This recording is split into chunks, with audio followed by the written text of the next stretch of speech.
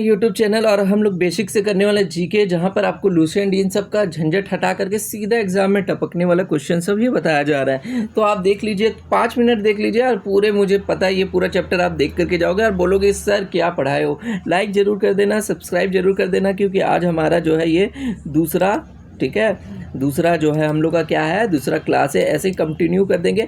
Total 10 से 15 session लेंगे और तुम्हारा जीके इतना स्ट्रांग हो जाएगा कि तुम बोलोगे यार क्या चमत्कार हो गया।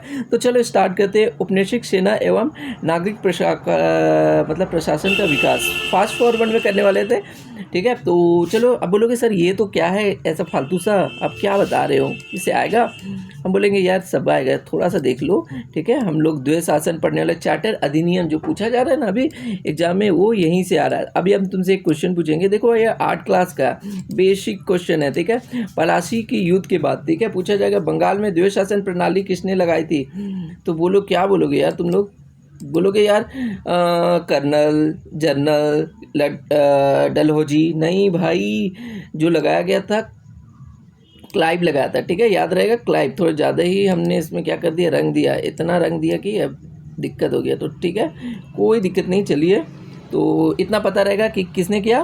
तो बोलिएगा भाई साहब हम लोगों को जो इम्पोर्टेंट है वो बताइए, तो याद रखना है, ठीक है। एक सेकेंड यहाँ पे, हाँ चलो, तो याद रखना है कि क्लाइव ने किया था, ठीक है। क्लाइव ने क्या कर दिया भाई साहब, द्वैध शासन प्रणाली लगाया था, ठीक है। अब देखो कोई दिक्कत नहीं होगा, फटाफट हम लोग आते हैं। मैंने यहाँ पर सारा खोज करके रख दिया, जाके एग्ज़ाम में जो है सीधा वहीं से टपके। तो याद रखना, बंगाल के प्रथम गवर्नर जनरल, ठीक है, वारेन हेस्टिंग। अब बोलोगे कैसे याद रखे वारेन हेस्टिंग, तो याद ही नहीं रहता भाई। क्रिकेट मैच है, क्रिकेट मैच का जो है, ठीक है, पिच को चेक करने के लिए, उसको टेस्टिंग करने के लिए आया, तो पता चल गया यार बंगाल में जो है प्रथम गवर्नर कौन हो गया, टेस्टिंग करने आया, हेस्टिंग बना दिए इसको। तो याद हो गया, फटाफट याद कर लो। 3 प्रेसिडेंसी बताओ यार, 3 प्रेसिडेंसी, कलकत्ता, मद्रास और बम्बई है यार। प्रेसिडेंसी कुछ बताओगे, पिछले क्लास में बता दिया था, फिर भी तुम लोग पूछते हो, तो मैं बता दे रहा हूँ कितना हो जाएगा। याद रखना, कितना लिख दें, ठीक है। प्रेसिडेंसी 1765 याद रखना, ठीक है। एकदम फटाफट हम लोग ये करने वाले हैं पढ़ाई, ठीक है, कोई दिक्कत नहीं है, सारा कुछ बता दिए थे। चलो अब हम लोग आगे आते हैं। अब रेगुलेटिंग एक्ट देख लेना, बहुत इंपॉर्टेंट है, ठीक है। तो अब बोलोगे कि सर क्या है ये रेगुलेटिंग एक्ट। तो देखो सरकार ने क्या किया कि ब्रिटेन वाले लोग कि जो आए थे यहाँ अंग्रेज, वो लूटा पार्टी कर रहे थे, उनके लिए कुछ नियम ही नहीं था भाई, कुछ भी करो, लूट लो, ये कर लो, कुछ भी चलेगा नहीं चलेगा, इसीलिए रेगुलेटिंग एक्ट आया, ठीक है। तो देखो पहला रेगुलेटिंग एक्ट क्या है, 1773। आप पूछेंगे इंग्लिश में कितना बोलते हैं भाई, तो 1000 ऐसे बोलेंगे तो अच्छा नहीं लगेगा ना, 1773। चलो बहुत अच्छा बोल दिया। तो ये सर बंगाल के गवर्नर जनरल को, भाई साहब ये मेरा क्वेश्चन टपक गया, मेरा यूजी मतलब अंडर ग्रेजुएट में यही पूछा था कि कौन सा एक्ट में बंगाल के गवर्नर को गवर्नर जनरल कहा गया। भाई देख लो रेगुलेटिंग एक्ट। अब याद कैसे करोगे कि कब कहा गया, तो याद रखना यार बंगाल है ना, ठीक है, गवर्नर था। अब हम लोग इसको क्या करने वाले, जनरलाइज फार्मूला लगाने, मतलब कि फार्मूला किस लिए लगाएंगे, ताकि हम लोग सुधार कर पाएँ। तो याद रखना बंगाल के गवर्नर को गवर्नर जनरल कहा गया 1773 में, ठीक है, कोई दिक्कत नहीं। और इसमें याद रखना भाई कोलकाता में जो है क्या किया गया, सर्वोच्च न्यायालय की स्थापना की। भाई साहब बहुत इंपॉर्टेंट। बोलोगे सर इंपॉर्टेंट है, बता दो ना, डेट पीछे भी है, लेकिन मैं अभी यहाँ बता दूँ, कोई दिक्कत नहीं ना, किसी को बोलेंगे देख लो, ये वाला डेट याद रख लेना, 1774 में। 73 में क्या हुआ भाई, इन्होंने लगा दिया, क्या लगा दिया भाई साहब, तो इन्होंने लगा दिया रेगुलेटिंग एक्ट, जिसमें गवर्नर को गवर्नर जनरल का और बोला सुप्रीम कोर्ट बना देते हैं 1774 में, ठीक है। कल मेरा बहुत इंपॉर्टेंट है, फिर भी मैं तुम लोगों के लिए आया हूँ, सोचो कितना डेडिकेशन है यार, बट तुम लोग लाइक शेयर नहीं करते हो, ठीक है, नहीं करो मत करो। अब आते हैं Pitt's India act. Pitt's India act के बारे में बता दो। तुम लोग इतना भारी भारी वर्ड सुन करके तो बेहोश हो जाओगे, लेकिन चलो मैं बता देता हूँ। पिट्स इंडिया एक्ट 1784, क्या बोलना है भाई, क्या होता है। तो देखो इसमें ना बहुत इंपॉर्टेंट हुआ, क्या क्या इंपॉर्टेंट हुआ कि भाई साहब जो भी युद्ध शांति की जो भी घोषणा थी ना, वो पहले याद रखना कि भाई साहब उन्होंने क्या किया, गवर्नर जनरल को दे दिया, ठीक है। समझ में आया, लिखा क्यों नहीं रहा यार। ठीक है, एक सेकेंड, गवर्नर जनरल को दे दिया गया, तो ये याद रहेगा सबको। तो अब देखो क्या हुआ कि इसमें जो है दो चीज कर दिया गया। पहला एक 6 सदस्य वाला, आपको याद रखना है कि 6 सदस्य वाला नियंत्रण परिषद की नियुक्ति की गई, ठीक है, ये बताया। और देखो पहला वाला में ना 4 जन को बनाया था, एक मुख्य को बनाया था, याद रखना, एक मुख्य को बनाया था, और फिर जा करके एक 3 ऐसे ही को बना दिया था। तो टोटल 4 सदस्य, इसमें 3 कर दिया गया, ठीक है। पता नहीं मेरा माउस पॉइंट ये सब काम ही क्यों नहीं कर रहा है।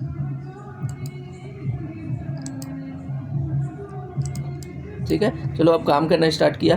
तो गवर्नर जनरल इन काउंसिल बनाया गया, तो बहुत ही अच्छी तरीके से। और क्या हुआ, देखो मद्रास प्रेसिडेंसी में संपूर्ण दक्षिण भारत शामिल था, ये भी याद रख लेना। और यहाँ पर बस इतना ज़्यादा कुछ ही हुआ नहीं, ठीक है, पिट्स इंडिया एक्ट में, ठीक है, तो समझ में आ गया आपको। हाँ, एक चीज़ और है जो इम्पोर्टेंट हो गया, मैं परेशान किस में हूँ पता है, ये मेरा चल ही नहीं रहा है, पता नहीं क्यों माउस। चलो लेकिन मैं बता देता हूँ कि इस अधिनियम सुधार करने के लिए क्या किया गया भाई, राजनीतिक कार्यों को व्यापारिक कार्य से अलग कर दिया, बस इतना, यही पॉइंट तो खोज रहा था।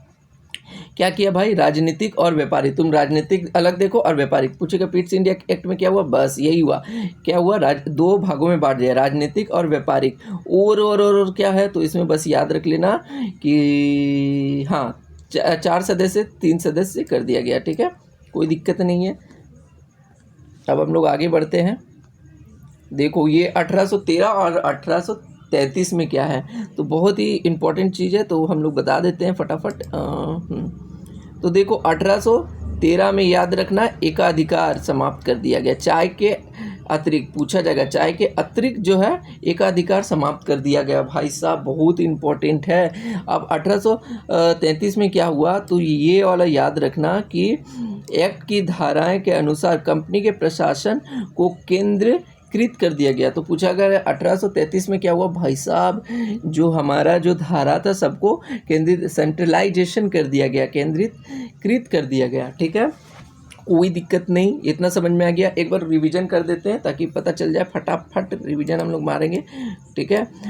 बोलेगा कि 1773 रेगुलेटिंग एक्ट में क्या हुआ भाई साहब, यहाँ गवर्नर को गवर्नर जनरल बना दिया गया, और भाई साहब क्या कर दिया, तो हम लोग बोलेंगे भाई साहब यहाँ सर्वोच्च न्यायालय की स्थापना की 1774, आगे भी है लेकिन हम बताएंगे, ठीक है। अब पिट्स इंडिया के एक्ट में क्या किया भाई, 2 भागों में बांट दिया, राजनीतिक अलग देखो, व्यापारिक अलग देखो।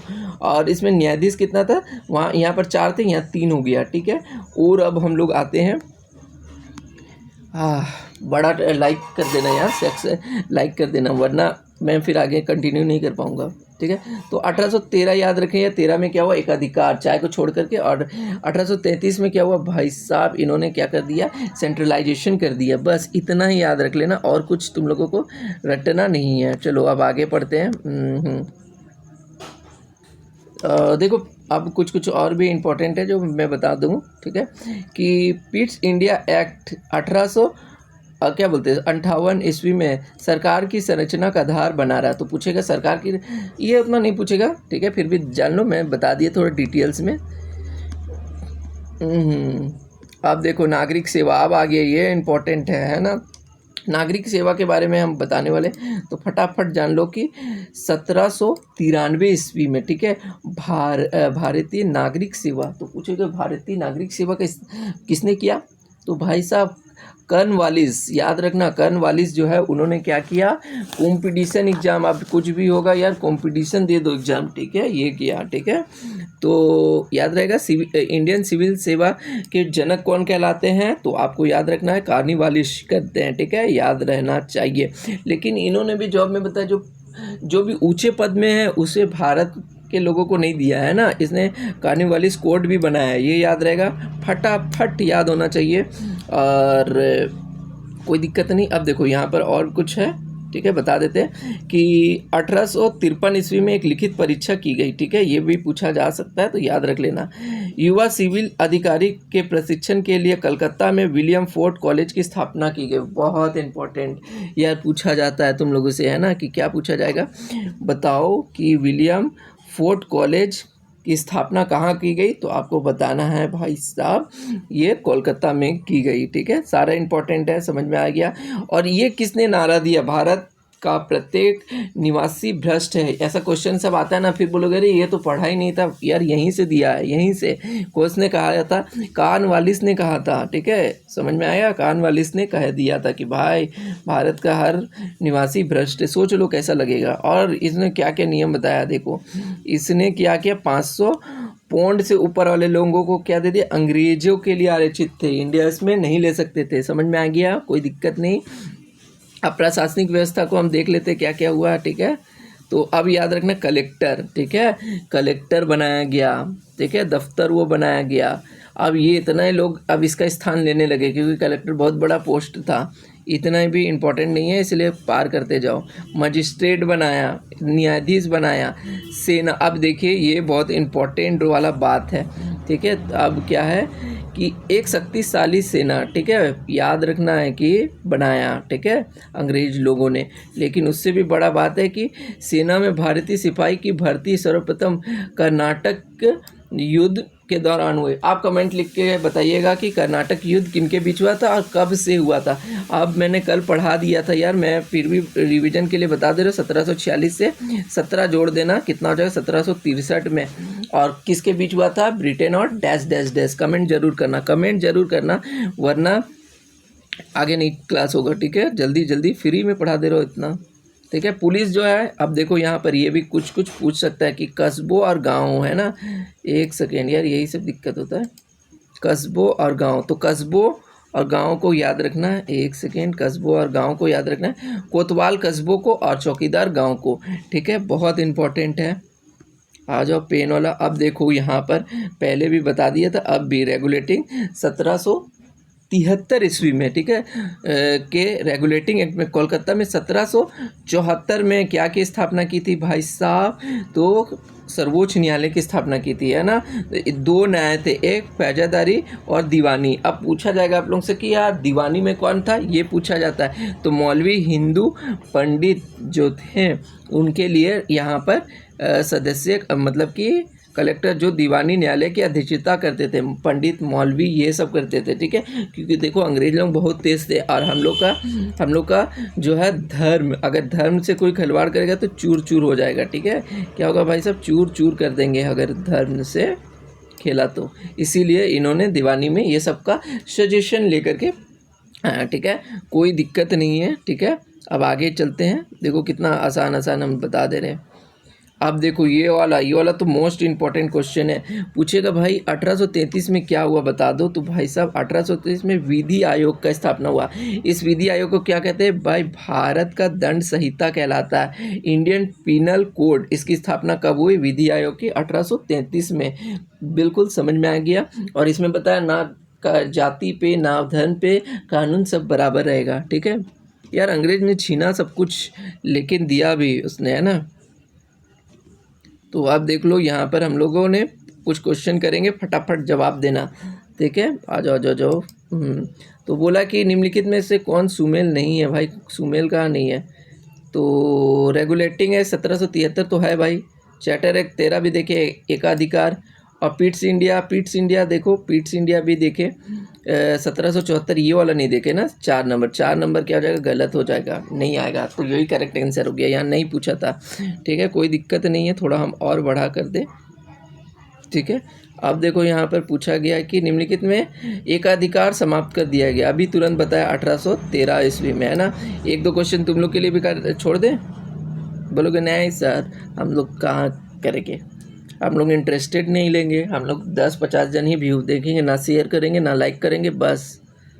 चलो ठीक है, भारतीय नागरिक सेवा, तो ये कॉर्नवालिस, विलियम फोर्ड की कहाँ स्थापना हुई थी भाई, कोलकाता में। इतना इम्पोर्टेंट सब आता है इसमें से भाई, ये तो हमने कोई बताया नहीं था यार, हम बता रहे ना। चलो अब चैप्टर हम लोग दूसरा करने वाले हैं। तो देखो दूसरा हम अरे यार देख लो, कर दिया ना मैंने गड़बड़। दूसरा के लिए हमको यहाँ पर आना होगा सबसे नीचे, ठीक है। दूसरा चैप्टर मैंने गलती से सबसे नीचे कर दिया। तो ग्रामीण क्षेत्र पर शासन। अब पूछो कि भाई साहब ये वाला क्यों पढ़ा रही हो ये सब? अरे महलवाड़ी है, ठीक है। 1 मिनट, मम्मी दूध आ गया। तो महलवाड़ी है, तो ये सब अभी इम्पोर्टेंट मिलेगा। महलवाड़ी आपको देखने को मिलेगा, इजेदारी, रियतवाड़ी, सब इम्पोर्टेंट मिलेगा। तो चलिए पहले यहाँ पर स्टार्ट कर लेते फटाफट, ठीक है। तो क्या है भाई, 1765 में मैंने बता दिया था दीवानी जो है नियुक्त कर दिया गया था। याद रखना ये क्वेश्चन आया हुआ है, ठीक है। अब आगे आते हैं,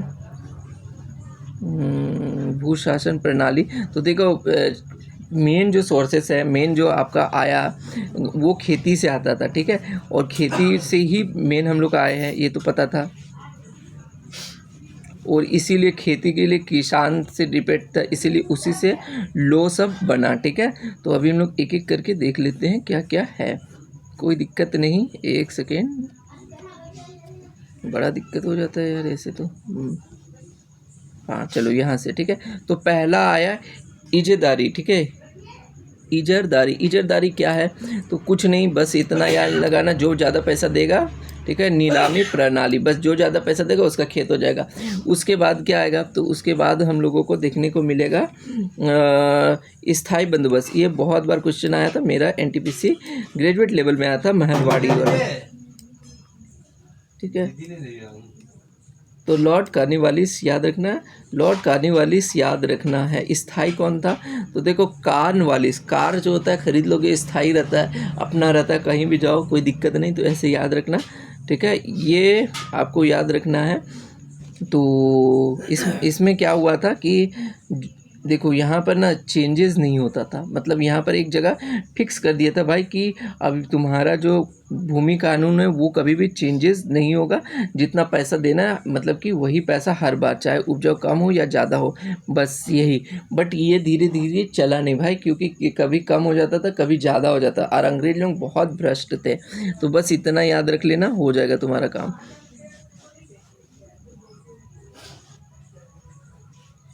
अब रियतवाड़ी क्या है? तो देखो ये ना अलेक्जेंडर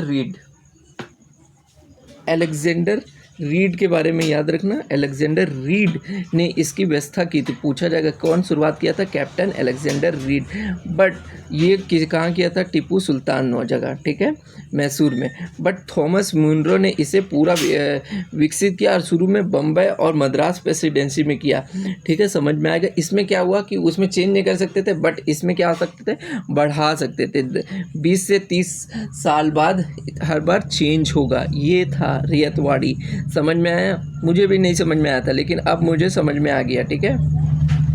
लेकिन इसमें भी दिक्कत हो रही थी, लेकिन महलवाड़ी आया, बहुत ही अच्छा नियम था। क्या था? महलवाड़ी व्यवस्था। तो देखो महल क्या, महल से मकान, महल मकान, मैकेंजी, ऐसे याद रख लेना, ठीक है। 1822 ईस्वी में, 1822, ठीक है, हॉर्ट मैकेंजी।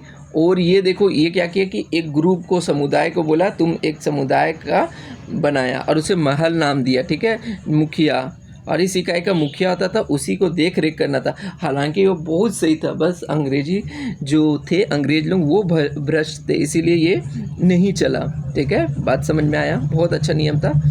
तो अब देखो यहाँ पर भारत की जो संपदा थी वो इंग्लैंड ले जाती थी। इम्पोर्टेंट नहीं है, इम्पोर्टेंट होगा तो वो हम लोग छोड़ेंगे नहीं, है ना, वो छोड़ेंगे नहीं।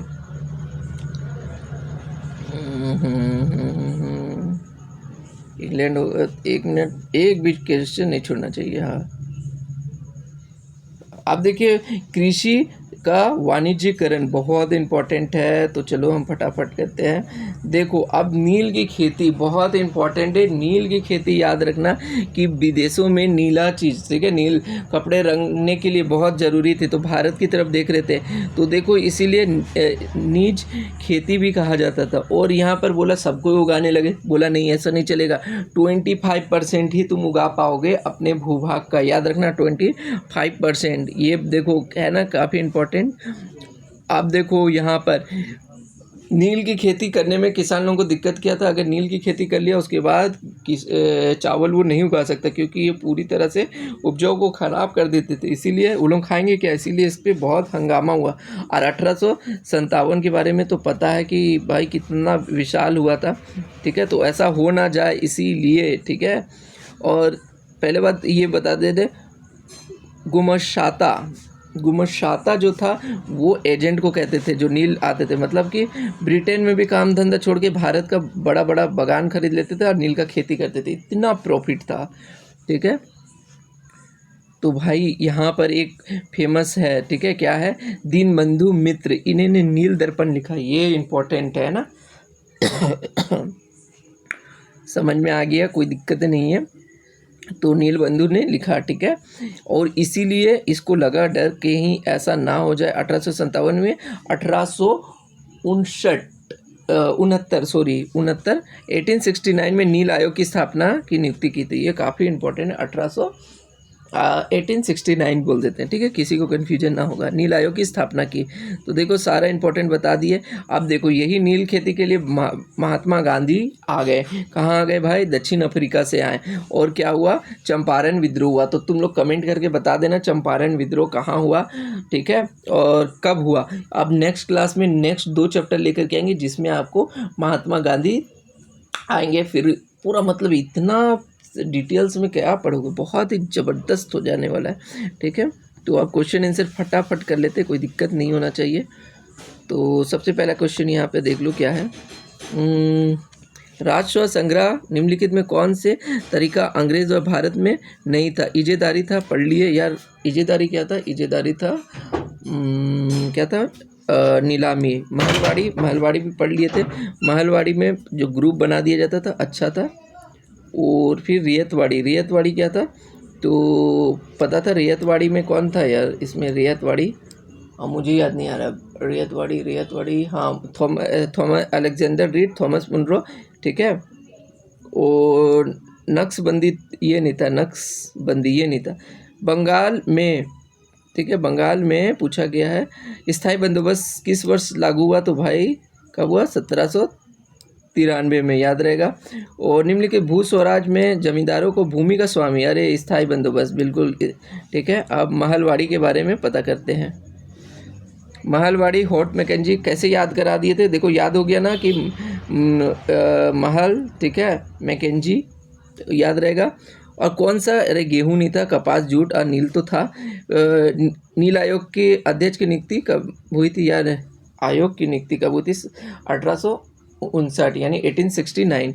तो हम लोग ने सारा कर लिया, ठीक है, कितना मिनट में, 20-22 मिनट में कर लिया। इतना अच्छा क्लास तुम लोगों को कहाँ मिलेगा, है ना। थोड़ा ये भी देख लेते, फिर लाइक कर देना फटाफट, है ना, लाइक कर देना, शेयर कर देना। इजेदारी प्रणाली का वो वारेन हेस्टिंग यार, ठीक है। और स्थायी बंदोबस्त किसने किया था, कार, हम बताए थे, कर्नवालिस को मैंने कार बोल दिया था, स्थायी रहता है। और रेतवाड़ी सरकार काश्तकारी का साथ क्या कर दिया था, ये पता नहीं, बर्दाश्त था क्या, ये नहीं देखते, अभी हम लोग यहाँ देख लेते कि चंपारण आयोग नील बागान मालिकों द्वारा जो हो रहा था अत्याचार, इसलिए महात्मा गांधी ने आए थे, ठीक है। कब आए थे, 9 जनवरी 1915, है ना, 9 जनवरी का प्रवासी दिवस भी मनाया जाता है ना, तो याद रखना, ठीक है। तो वीडियो को अच्छा लगा तो लाइक शेयर सब्सक्राइब कीजिए, मिलते हैं कल, तब तक के लिए बाय बाय।